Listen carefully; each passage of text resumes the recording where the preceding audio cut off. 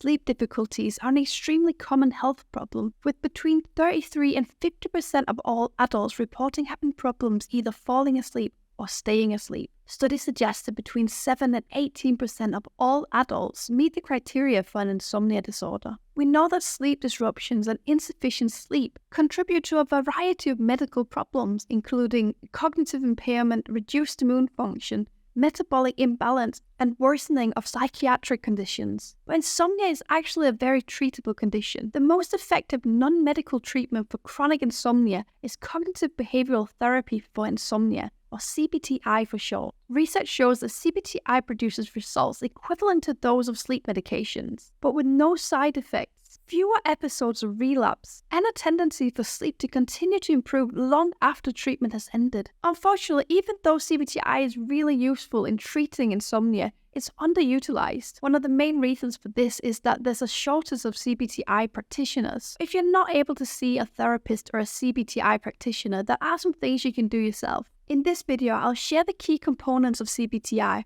and I'll give you some tips on how you can start working towards improving your sleep and beating insomnia. So first up, let's have a look at what CBT-I actually is. So you may have already heard about cognitive behavioral therapy, CBT. CBT is a structured, short-term and goal-oriented therapeutic approach which aims to change negative thought patterns and behaviors. I made a video about it a while back that you can watch if you want to know more about the basics of CBT. So CBT-I is a variation of CBT designed specifically to tackle the difficulties of insomnia. So just like CBT, CBT-I is a structured and evidence-based therapeutic approach. It's designed to help people overcome insomnia by addressing the thoughts, behaviors, and patterns that can contribute to sleep difficulty. So working with a mental health professional, CBT-I typically takes between 6 and 8 weeks to fully implement. If the client is gradually weaning off any sleep medications that they may have been taking, then the process tends to take a bit longer. So there are 5 key components to CBT-I: sleep consolidation, stimulus control, cognitive restructuring, sleep education and hygiene, and relaxation techniques.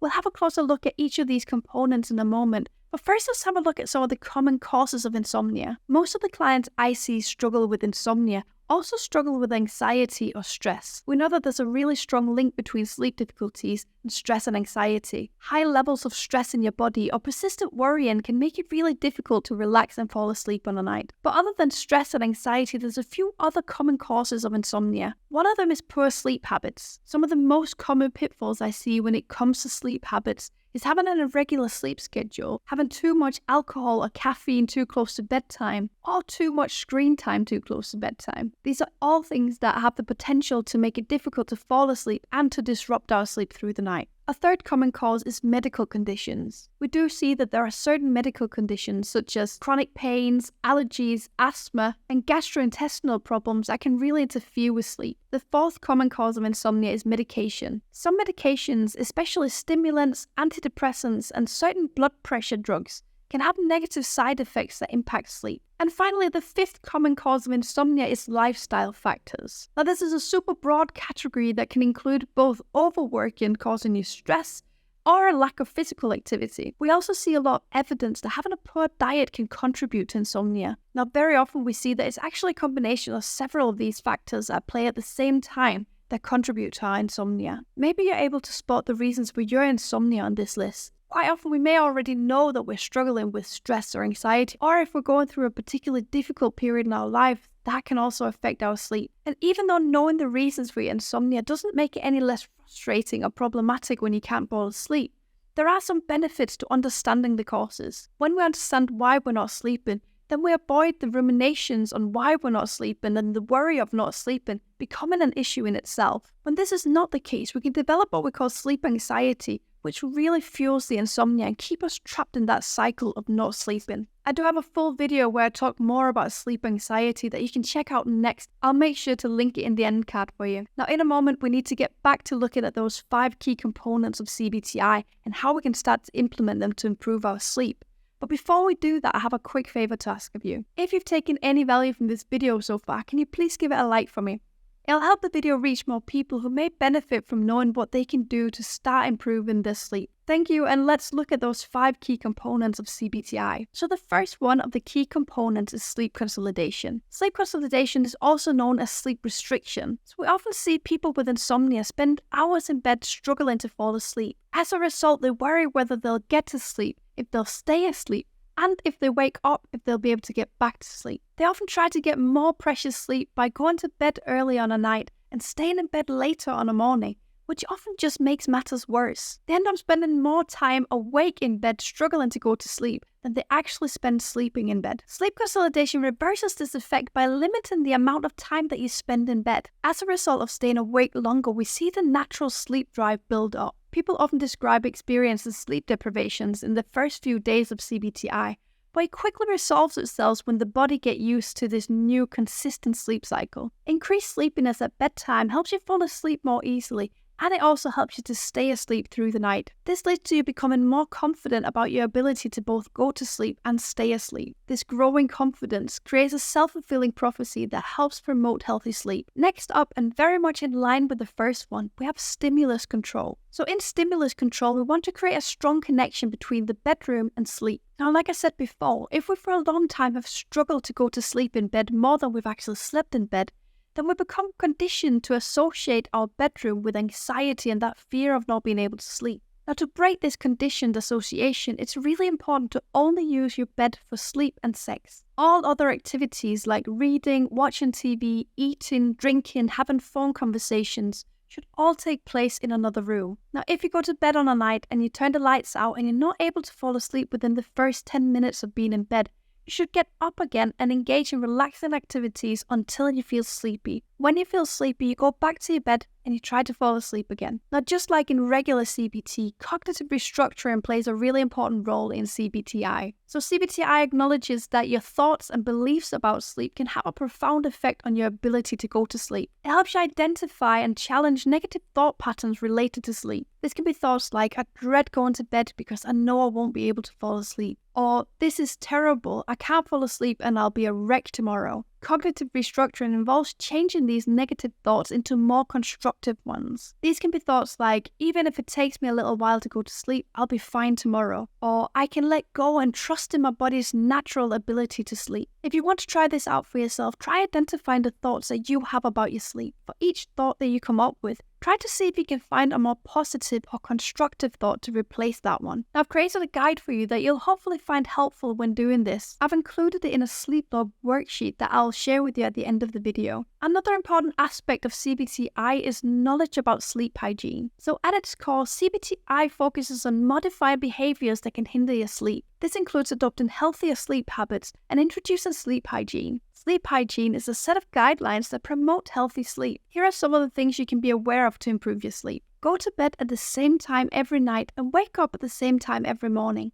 even on weekends. Refrain from eating 2 to 3 hours before bedtime. Avoid alcohol 2 to 3 hours before bedtime. Avoid exposure to bright light 2 hours before bedtime. Avoid caffeine in the afternoon and evening. Engage in a relaxing evening routine. Expose yourself to bright outdoor light in the morning or early afternoon. And decrease exposure to computer screens and phone screens 1 to 2 hours before bedtime. These are all factors that we know can influence our sleep. So if you know that you're drinking caffeine close to bedtime, or you've got your phone right up until you go to sleep and you struggle to sleep, then it's worthwhile trying to see if you can limit some of these factors. The fifth and final key component of CBT-I is relaxation techniques. These are techniques that quiet the mind and relax the body to make it easier to go to sleep. Slow, deep breathing and progressive relaxation help quiet the nervous system, which makes it easier for us to fall asleep. Now, there's a bunch of different techniques and exercises that you can use to calm your body and mind when you try to go to sleep. It's really important to try out different types of exercises so you can see what works for you and what you feel comfortable with. Once you find a technique or an exercise that you like, it can be a good idea to stick with that exercise for a while. This allows the exercise to become a habit and to become part of the routine of going to sleep. I'd like to share one of the relaxation techniques with you that I often see my clients benefit from. In this video, I'm just going to talk you through the steps that you can try out to achieve this relaxation technique at home. But I'll also upload a fully guided version of this exercise that you can just follow along to. When you're doing a relaxation exercise, It's important that you find somewhere comfortable and quiet where you can sit or lay down. If you feel comfortable doing so, you can close your eyes and take a moment to settle into your chosen place. Start by taking a deep breath in through your nose, filling your lungs with air, and then exhale slowly through your mouth. Let go of any tension as you breathe out. As you continue to breathe slowly and deeply, bring your awareness to your body. Notice any areas of tension or discomfort. Let's start at the top of your head. Imagine a warm, soothing light gently descending upon your head, releasing any tension in your scalp, forehead, and temples. Feel the muscles in your face relax. Now let that soothing light flow down to your neck and shoulders. Allow it to melt away any tightness or stress you may be holding in these areas. Feel your shoulders become heavier. As they sink into a state of calm and relaxation, imagine that warm light traveling down your arms all the way to your fingertips. Feel the tension leaving your arms and sense a gentle, pleasant warmth in your hands. Now bring your awareness to your chest and torso. Take a deep breath in, expanding your chest, and then exhale slowly, letting go of any worries or concerns. With each breath, feel your chest rise and fall in a steady, natural rhythm. Allow that soothing light to move down to your abdomen and lower back. Let go of any tension or discomfort in this area. Feel the gentle rise and fall of your abdomen as you breathe, like the soothing waves of the ocean. Now let's focus on your legs. Imagine that warm light flowing down through your hips, thighs, and knees. Feel your muscles relaxing and any remaining tension dissipating. Finally, bring your awareness to your lower legs and feet.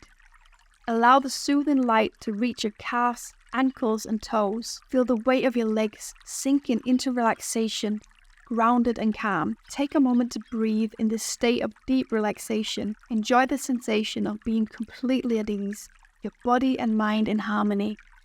As you continue to breathe gently and rhythmically, know that you can return to this relaxed state whenever you need.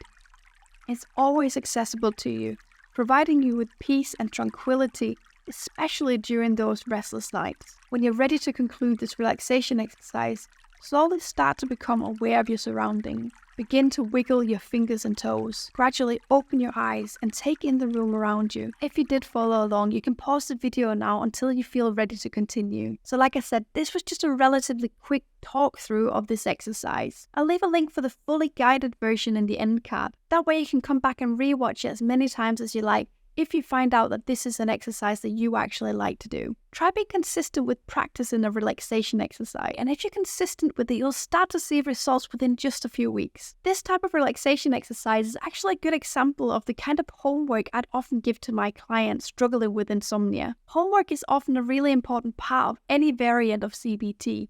This includes CBT-I. I always give my clients homework in between our sessions. I always say that even though we achieve a lot of progress during the sessions, it's between the sessions that the real work and progress happens. This is where the client gets a chance to practice and become familiar with the tools that I've given them in therapy. The aim of therapy for me is always to give my clients learnings that they can keep applying for the rest of their life, so that when they no longer need therapy, they can continue to see the benefits of it. For the guided relaxation, I'd ask my clients to complete it every day to become familiar with it and to start seeing the benefits of it. Over time, some clients get so familiar with the steps that they can complete it with no guide. Another really commonly used piece of homework in CBT-I is a sleep log. If you'd like to start working towards improving your sleep, you can try it out for yourself. Try keeping a sleep log for the next 4 weeks to see if there's any improvements while you implement some of the tips from this video. In the sleep log, I'd like you to note down when you go to sleep, how long it took you to fall asleep, how much time you spent awake during the night, and what time you get up in the morning. I've created a worksheet that you can download, print out, and fill out if you want to give it a go. On this worksheet, I've also included a guide on how you can get started with cognitive restructuring. I've included the most helpful tips on how you can start to improve your sleep. I'll leave a link for how you can get the worksheet in the description.